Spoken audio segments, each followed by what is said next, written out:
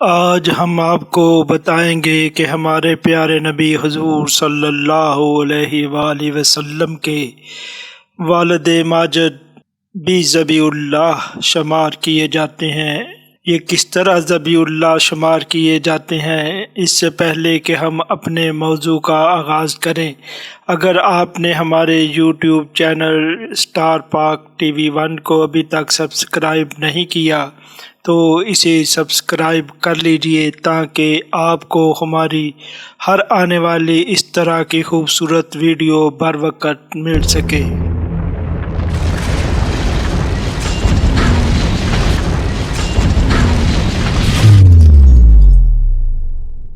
اعوذ باللہ من الشیطان الرجیم، بسم اللہ الرحمن الرحیم۔ حضور صلی اللہ علیہ وآلہ وسلم کے والد ماجد کا نامی اسم گرامی ذبیح اللہ جناب عبداللہ ہے۔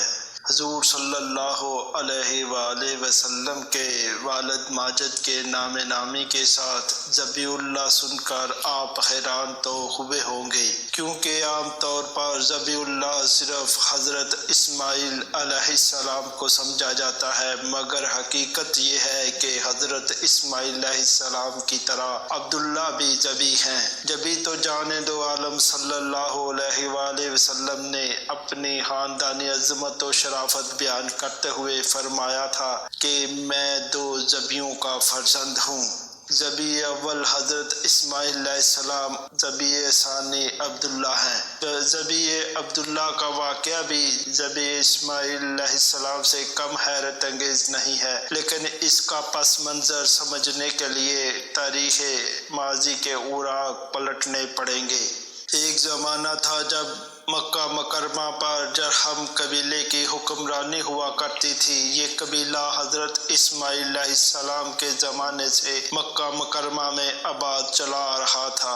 اپنے کردار اور عمل کے لحاظ سے یہ لوگ پہلے تو بہت اچھے رہے، لیکن پھر بتدریج بدکاریوں کی طرف راغب ہوتے چلے گئے۔ رئیس قبیلہ عمر بن حارث جرہمی ایک اچھا آدمی تھا۔ اس نے بہت کوشش کی کہ لوگ اپنی روش اور طرز حیات بدل لے، مگر لوگوں کو تو عیاشیوں کا چسکا پڑ چکا تھا، اس لیے اس کی نصیحتوں پر کسی نے بھی کان نہ دھرا۔ اپنی قوم کی مسلسل روبہ زوال ہلاکی حالت دیکھ کر عمر بن حارث کو خیال آیا کہ اگر میری قوم کے یہی شب و روز رہے اور ان کی بے باکی کا یہی عالم رہا تو ایک نہ ایک دن ہم پر عذاب الہی نازل ہو کر رہے گا۔ اس لیے بہتر ہے کہ کعبہ فنڈ میں جمع شدہ سونا اور دیگر قیمتی سامان کہیں چھپا دیا جائے، تاکہ اگر عذاب الہی نازل ہو ہی جائے تو ہم پر جو گزرے گی سو گزرے گی،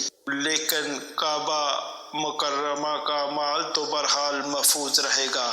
چنانچہ اس نے کعبہ فنڈ میں جمع شدہ اموال کو، جس میں سونے کے بنے ہوئے 2 ہرن، کچھ تلواریں اور کچھ زریں شامل تھی، یکجا کیا اور چاہے زمزم میں دفن کر دیا۔ ان دنوں جرہم کی بدعمالیوں کے سبب زمزم بھی خشک ہو چکا تھا، اس لیے اموال کعبہ کو دفن کرنے کے بعد اس نے کنواں بھی بھر دیا۔ آخر وہی ہوا جس کا عمر بن حارث کو ڈر تھا۔ جب جرہم کی سیاکاریاں حد سے بڑھ گئیں تو خزاں نامی قبیلے کے متعدد و ذیلی شاہوں نے مل کر جرہم پر حملہ کر دیا۔ جرہم نے مقابلہ کیا، لیکن بری طرح شکست کھائی اور حملہ آور مکہ مکرمہ پر قابض ہو گئے۔ اس لڑائی میں جرہم کے بہت سے افراد مارے گئے اور جو زندہ بچے وہ در در کی ٹھوکریں کھانے کے لیے یمن کی طرف بھاگ گئے۔ رفتہ رفتہ چاہے زمزم کا نام و نشان تک مٹ گیا اور کسی کو یاد بھی نہ رہا کہ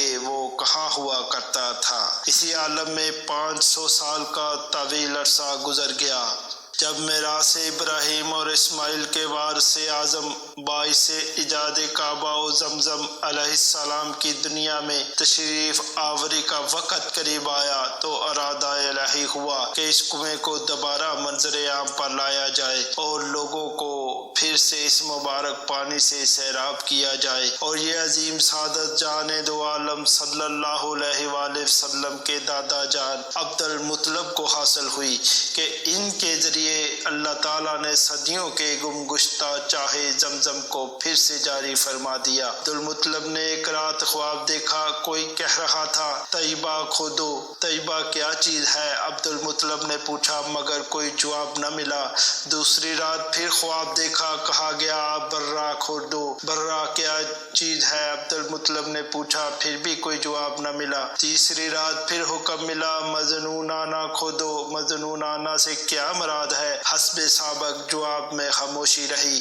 حیران تھے کہ ان سے کیا مراد ہے۔ پھر ایک رات صراحتاً کہا گیا کہ زمزم کھودو۔ اب تو معاملہ صاف ہو گیا۔ عبد المطلب سمجھ گئے کہ طیبہ، برا اور مظنونانہ زمزم ہی کے صفاتی نام ہیں۔ صبح آپ نے اپنی قوم سے ذکر کیا کہ مجھے خواب میں زمزم کھودنے کا حکم ملا ہے۔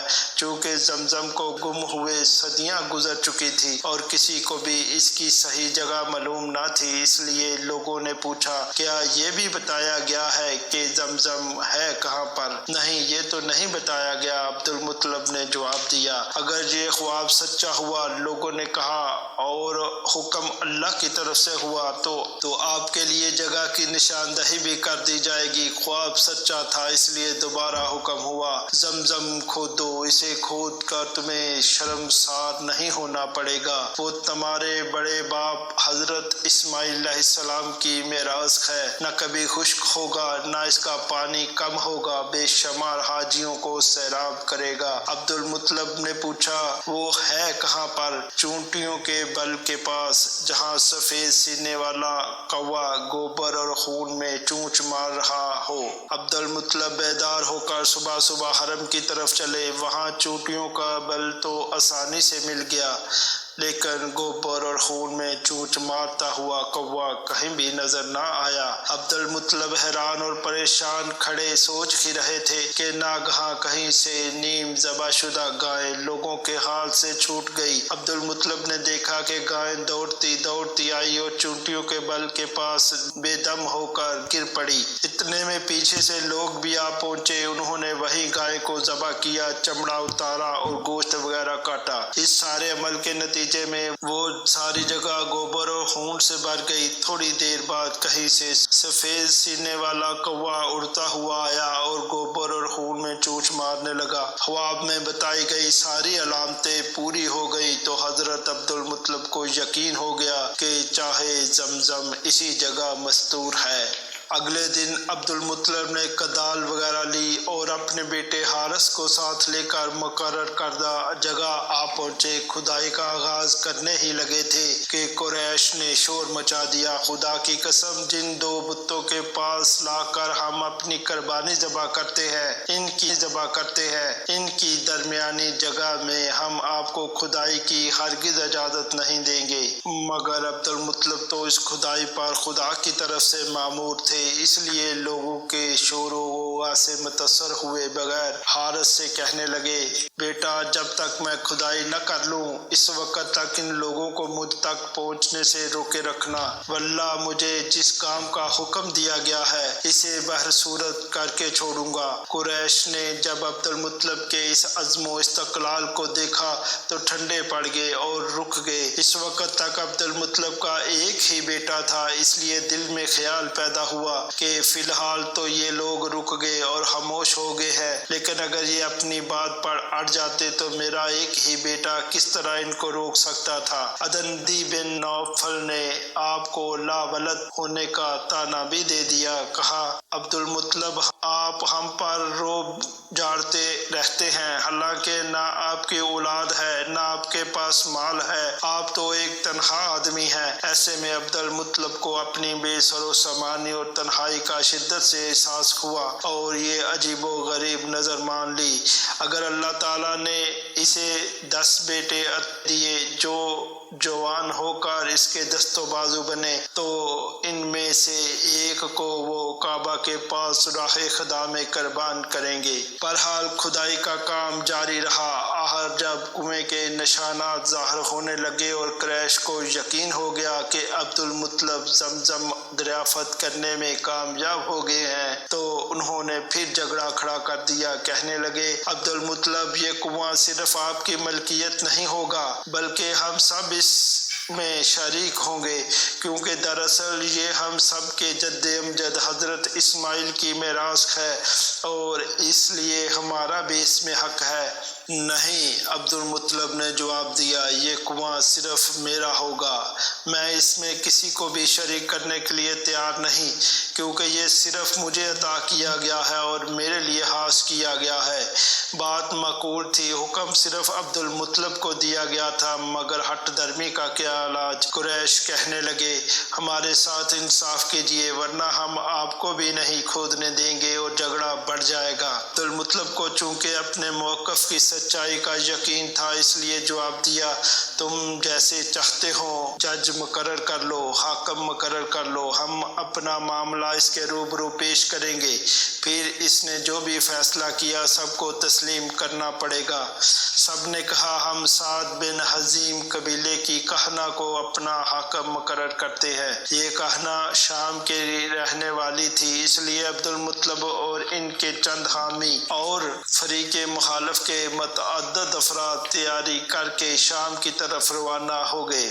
ان دنوں مکہ مکرمہ اور شام کے درمیان بہت سے بے آب و گیا صحرا ہوا کرتے تھے، جن میں تحت نظر کسی آبادی کا نام و نشان تک نہیں ہوتا تھا۔ ایک ایسے ہی صحرا میں سفر کرتے ہوئے عبد المطلب اور ان کے ساتھیوں کے پاس پانی کا ذخیرہ ختم ہو گیا۔ پیاس سے جب یہ لوگ بے جان ہو گئے تو مجبوراً فریق مخالف سے پانی مانگا۔ ان کے پاس پانی موجود تھا، مگر ان سنگ دلوں نے دینا گوارا نہ کیا۔ کہنے لگے، اگر ہم اپنا پانی تم لوگوں کو پینے کے لیے دے دیں تو پھر ہم کیا پئیں گے؟ اس طرح تو ہم بھی پیاس سے ہلاک ہو جائیں گے۔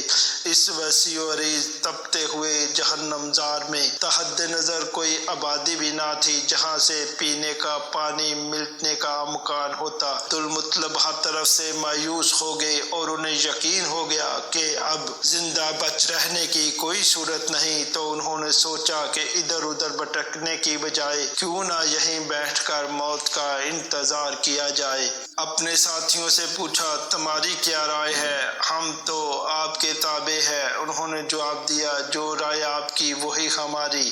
عبد المطلب نے کہا، میرا خیال ہے کہ ہم میں سے ہر شخص اپنے لیے گڑھا کھود لے اور اس میں بیٹھ کر اپنی موت کا انتظار کرے۔ جب کوئی شخص مر جائے تو دوسرے زندہ ساتھی اس پر مٹی ڈال دیں۔ سب سے آخر میں مرنے والے آدمی کی لاش البتہ کھلے صحرا میں پڑی رہے گی، لیکن سب کے بے گور و کفن پڑے رہنے سے تو یہ صورتحال بہرحال بہتر ہی ہے۔ یہ بہت اچھی رائے ہے، سب نے کہا، ہمیں آپ سے مکمل اتفاق ہے۔ چنانچہ سب گڑھے کھود کر ان میں بیٹھ گئے اور لگے اپنی اپنی موت کا انتظار کرنے۔ فریق مخالف کے لوگ یہ سارا منظر دیکھ رہے تھے، مگر ان کا دل پھر بھی نہ پسیجا۔ کچھ دیر اس طرح گڑھوں میں بیٹھے رہے، پھر اچانک عبد المطلب کی رائے بدل گئی اور اپنے ساتھیوں سے کہنے لگے، یوں اپنے ہاتھوں موت کے منہ میں جانا انتہائی درجے کی کمزوری ہے۔ ہمیں بہرحال سفر جاری رکھنا چاہیے اور آخری سانس تک جد و جہد کرنا چاہیے۔ ممکن ہے اللہ تعالیٰ ہمیں پانی سے نواز ہی دے۔ ساتھیوں نے اس رائے کے ساتھ بھی اتفاق کیا اور اٹھ کر اپنی اپنی سواریوں کی طرف چل دیے۔ عبد المطلب بھی اپنے اونٹ پر بیٹھ گئے اور اسے اٹھانے لگے۔ جب اونٹ اٹھا تو اللہ کی قدرت، اس لک و دک صحرا میں اونٹ کے پاؤں کے نیچے سے ٹھنڈے پانی کا چشمہ ابل پڑا۔ عبد المطلب نے بے ساختہ اللہ اکبر کا نعرہ لگایا اور ان کے ساتھیوں، پانی پی لو اور اپنے جانوروں کو بھی پلا لو۔ وہ لوگ بھی آئے اور تازہ پانی کے مزے لوٹنے لگے۔ عبد المطلب کی یہ عظمت سب نے اپنی آنکھوں سے دیکھ لی تھی کہ اللہ تعالیٰ نے ان کے لیے چٹیل صحرا میں، اللہ تعالیٰ نے ان کے لیے لک و دک صحرا میں چشمہ جاری فرما دیا۔ پھر دل ہی دل میں جب اپنی تنگ ظرفی اور عبد المطلب کی فراخ دلی کا موازنہ کیا تو انتہائی ندامت محسوس کی۔ سب یک زبان ہو کر پکار اٹھے، خدا کی قسم آئندہ ہم آپ کے ساتھ کبھی بھی آب زمزم کے بارے میں جھگڑا نہیں کریں گے۔ بلا شبہ جس ذات نے آپ کو اس خشک صحرا میں پانی سے نوازا ہے، اسی نے آپ کو وہاں بھی زمزم سے سرفراز فرمایا ہے۔ جس جھگڑے کو نمٹانے کے لیے شام کا سفر اختیار کیا تھا، اس کا یہیں پر فیصلہ ہو گیا۔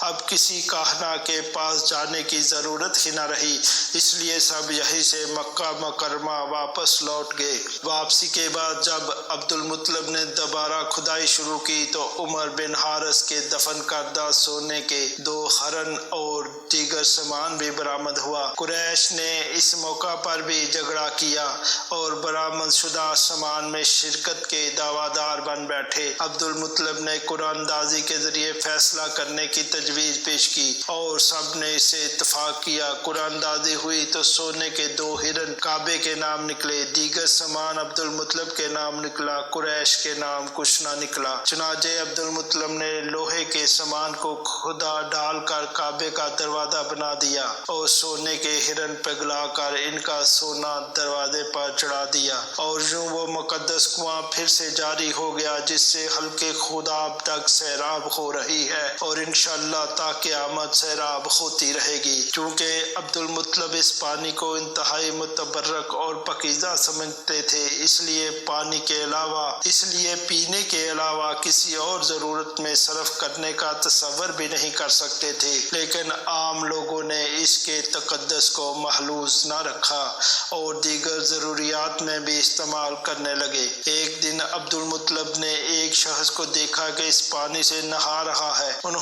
انہیں بے حد غصہ آیا۔ ایسا مبارک پانی اور اسے غسل و طہارت کے کام میں لایا جائے۔ دن بھر کرتے رہے اور اسی پریشانی کے عالم میں سو گئے۔ خواب میں حکم ملا، لوگوں سے کہہ دیجئے کہ میں اس پانی سے نہانے دھونے کی اجازت نہیں دے سکتا، یہ تو صرف پینے کے لیے حلال اور مباح ہے، پھر آپ بے فکر ہو جائیں۔ عبد المطلب کی پریشانی دور ہو گئی۔ انہوں نے حرم شریف میں تمام لوگوں کے سامنے اعلان کیا۔ یہ ایک خدائی اعلان تھا، پھر اس کی مخالفت کرنے والوں کو سزا کیوں نہ ملتی۔ نتیجہ یہ نکلا کہ جو شخص بھی اس پانی کی حرمت پامال کرتا، کسی نہ کسی بیماری میں مبتلا ہو جاتا۔ تھوڑے ہی عرصے میں آب زمزم کی حرمت اور نظافت لوگوں کے ذہن نشین ہو گئی اور انہوں نے دیگر ضروریات کے لیے اس کا استعمال ترک کر دیا۔ زمزم جاری ہونے کے بعد تقریباً 30 سال کا عرصہ گزر گیا۔ اس دوران عبد المطلب کو اللہ تعالیٰ نے مزید بیٹوں سے نواز دیا۔ اب ان کے 10 بیٹے تھے: حارث، زبیر، حجل، زرار، مقوم، ابو لہب، عباس، حمزہ، ابو طالب اور عبداللہ۔ ایک رات عبد المطلب سو رہے تھے کہ خواب میں کسی نے کہا، اپنی نظر پوری کرو۔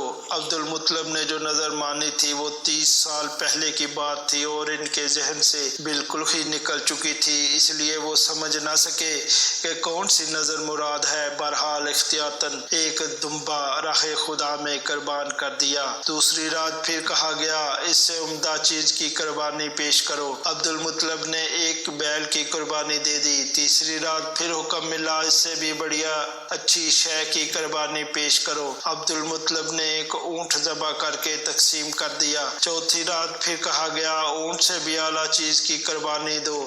اہل عرب کے نزدیک اونٹ سے زیادہ قیمتی شے کوئی نہیں تھی جس کی قربانی دی جا سکتی۔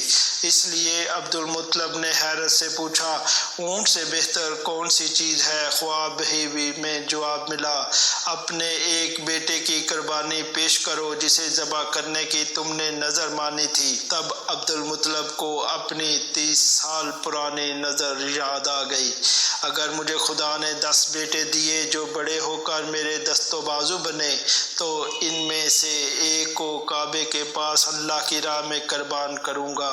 عبد المطلب کوئی پیغمبر نہ تھے، خلیل اللہ نہ تھے، مگر تاریخ شاہد ہے کہ اس موقع پر انہوں نے جس کردار کا مظاہرہ کیا، اس سے ان کے جد امجد ابراہیم خلیل اللہ کی یاد تازہ ہو گئی۔ انہوں نے اپنے تمام بیٹوں کو جمع کیا اور ان کے سامنے زمزم کی کھدائی کے وقت اپنی نظر کا قصہ بیان کیا۔ یہ بھی بتایا کہ اب مجھے اس نظر کو پورا کرنے کا حکم دیا جا رہا ہے۔ بیٹوں نے بھی باپ کی اطاعت اور فرما برداری کا حق ادا کر دیا۔ سب نے یک زبان ہو کر کہا ہم آپ کی مکمل اطاعت کریں گے، آپ ہم میں سے کسے ذبح کرنا چاہتے ہیں؟ عبد المطلب نے کہا تم سب ایک ایک تیر لو، اپنے اس پر اپنا اپنا نام لکھو، پھر ان سب تیروں کو میرے پاس لے آؤ۔ جب سب نے تیروں پر اپنا اپنا نام لکھ لیا تو عبد المطلب اپنے سب بیٹوں کو ساتھ لے کر کعبہ مکرمہ گئے۔ کعبہ میں ایک شخص خبل نامی بت کا مجاور تھا، وہی قرآن اندازی بھی کیا کرتا تھا۔ عبد المطلب نے اس کو قرآن اندازی کے لیے وہی 10 تیر دیے۔ جب سب نے تیروں پر اپنا نام لکھ لیا تو عبد المطلب اپنے سب بیٹوں کو ساتھ لے کر کعبہ مکرمہ گئے۔ کعبہ میں ایک شخص حبل نامی بت کا مجاور تھا، وہی قرآن اندازی بھی کیا کرتا تھا۔ عبد المطلب نے اس کو قرآن اندازی کے لیے وہی 10 تیر دیے جن پر ان کے بیٹوں کے نام لکھے تھے، اور خود دعا کی الہی میں نے 10 میں سے کسی ایک کی قربانی پیش کرنے کی نظر مانی تھی، اس لیے قرآن اندازی کرنے لگا ہوں۔ اب ان میں سے قربانی کے لیے جو تجھے پسند ہو اس کا نام نکل آئے۔ عبد المطلب دعا سے فارغ ہوئے تو مجاور نے قرآن اندازی کا آغاز کیا۔ سب نہایت بے تابی سے منتظر کھڑے تھے، جس کے نام کا تیر نکلتا اسے اپنے آپ کو قربانی کے لیے پیش کرنا تھا۔ بلاخر مجاور نے تیر نکالا اور سب نے دیکھا کہ اس پر عبد المطلب کے سب سے چھوٹے اور سب سے لاڈلے بیٹے عبداللہ کا نام لکھا ہوا تھا۔ عبد المطلب نے ایک لمحہ توقف کیے بغیر ایک ہاتھ میں عبداللہ کا ہاتھ پکڑا اور دوسرے ہاتھ میں چھری لی اور ذبح کرنے کے لیے چل پڑے۔ جب عبد المطلب نے اپنے بیٹے کو ذبح کرنے کے لیے زمین پر لٹایا تو ہر طرف سے لوگ دوڑ پڑے اور حیرت سے پوچھنے لگے آپ کیا کرنا چاہتے ہیں؟ میں اپنی نظر پوری کرنا چاہتا ہوں۔ عبد المطلب نے جواب دیا نہیں عبد المطلب، واللہ ایسا نہ کیجیے۔ سرداران قریش نے کہا پہلے فلاں کہنا سے پوچھ لیجیے، ممکن ہے وہ اس سے بہتر کوئی صورت تجویز کر دے، اس طرح تو اپنی اولاد کی قربانی کی رسم چل نکلے گی۔ ہاں اگر کہنا نے کہا کہ متبادل صورت کوئی نہیں تو پھر آپ بے شک ذبح کر دیجیے۔ بعض سرداروں نے پیشکش کی کہ اگر عبداللہ کو چھوڑ دیا جائے اور اس کے فدیے میں راہ خدا میں کچھ مال دے دیا جائے تو اس سلسلے میں ہم ہر ممکن تعاون کریں گے۔ عبد المطلب کے دیگر بیٹے بھی اپنے بھائی کو یوں ذبح ہوتے نہ دیکھ سکے اور قریش کی اس رائے کے ساتھ متفق ہو گئے کہ پہلے کہنا سے مشورہ کر لینا چاہیے۔ قریش کے مسلسل اصرار پر اور اپنے بیٹوں کے کہنے سننے پر بلاخر عبد المطلب کہنا کے پاس جانے کے لیے رضامند ہو گئے۔ اس کہنا کا نام قطبہ تھا، بعض نے سجا بھی لکھا ہے۔ ان دنوں خیبر میں مقیم تھی اور اس لیے عبد المطلب اور ان کے بہت سے رشتہ دار اس کے پاس خیبر گئے اور ساری صورتحال بیان کی۔ اس نے کہا ایک جن میرے تابع ہے، میں آج اس کے ساتھ اس سلسلے میں مشورہ کروں گی اور تم لوگوں کو کل جواب دوں گی۔ دوسرے دن اس نے جو تجویز ان کے سامنے رکھی وہ بلا شبہ فہم و دانش اور عقل و خرد کا شاہکار تھی۔ اس نے لوگوں سے پوچھا تمہارے ہاں ایک جان کی دیت خون بہا کتنی ہوتی ہے؟ 10 اونٹ، انہوں نے جواب دیا۔ تم اس طرح کرو، کہنا نے بتایا کہ 10 اونٹ اور عبداللہ پر قرآن اندازی کرو۔ اگر قرآن 10 اونٹ پر نکلے تو اس کا مطلب یہ ہوگا کہ اللہ تعالیٰ نے عبداللہ کے عوض 10 اونٹ کی قربانی قبول فرما لی ہے، اور اگر قرآن عبداللہ کے نام نکلے تو پھر 20 اونٹ اور عبداللہ پر قرآن ڈالو۔ اگر پھر بھی عبداللہ کا نام نکلے تو پھر 30 اونٹ اور عبداللہ پر قرآن اندازی کرو۔ اسی طرح ہر مرتبہ 10 اونٹ بڑھاتے جاؤ یہاں تک کہ قرآن عبداللہ کی بجائے اونٹوں پر نکل آئے۔ اونٹوں کی جتنی تعداد پر قرآن برآمد ہو اتنے اونٹ اللہ کی راہ میں قربان کر دیے جائیں اور عبداللہ کو چھوڑ دیا جائے۔ اس طرح تمہارا رب بھی راضی ہو جائے گا اور عبداللہ بھی بچ جائے گا۔ اس عمدہ تجویز سے سب نے اتفاق کیا اور واپس آ گئے۔ مکہ مکرمہ واپس پہنچ کر کہنا کے بتائے ہوئے طریقے پر قرعہ اندازی کی گئی۔ 10 اونٹوں اور عبداللہ پر قرعہ ڈالا گیا تو عبداللہ کا نام نکلا۔ 20 اونٹوں کی قرعہ اندازی پر بھی عبداللہ کا نام نکلا۔ اس طرح ہر دفعہ 10 اونٹ بڑھتے رہے اور ہر مرتبہ عبداللہ کا نام ہی نکلتا رہا۔ بالآخر جب 100 اونٹ اور عبداللہ پر قرعہ اندازی ہوئی تو 100 اونٹوں پر قرعہ نکل آیا۔